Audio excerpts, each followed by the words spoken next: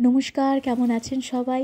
আরেকটি নতুন ব্লগে সকলকে জানাই স্বাগত। ঘড়ির কাঁটায় এখন এই বেলা 10:30 পৌনে 11টা মতন বাজছে। 2-3 দিন ধরে সেই একই ওয়েদার রয়েছে, ঝড় বৃষ্টি, ঠান্ডা ঠান্ডা ওয়েদার।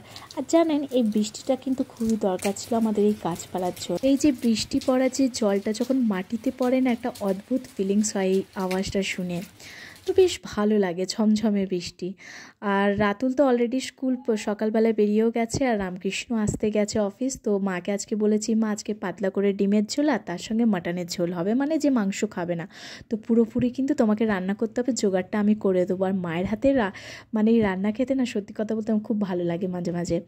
তো এখানে রাতুল স্কুল থেকে চলে এসেছিলো, ওর এতটাই ঘুম পাচ্ছে, মানে শরীরটা অনেকটাই ক্লান্ত। আর্লি মর্নিং যেহেতু ওঠে, তো ওকে মা টিভি চালিয়ে দেন ওকে খাওয়াচ্ছিল।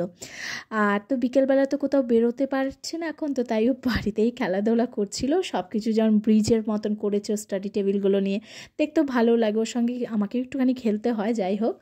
তো সন্ধ্যেবেলা একটুখানি গরম গরম পেঁয়াজি করেছিলাম। এই বৃষ্টির ওয়েদারে দেখবে পেঁয়াজি খেতে কান্না ভালো লাগে, ঝাল ঝাল করে। তো এখানে একটুখানি পেঁয়াজি আর তার সঙ্গে মুড়ি শশা নিয়ে আপাতত সন্ধ্যের ইভিনিং স্ন্যাক্সটা কমপ্লিট করছি। চলো, দেখা হচ্ছে কিন্তু নেক্সট একটি নতুন ব্লগে। ভালো থেকো, সুস্থ থেকো, সকলকে ভালো রেখো। ব্লগটা ভালো লাগলে লিখে জানিও।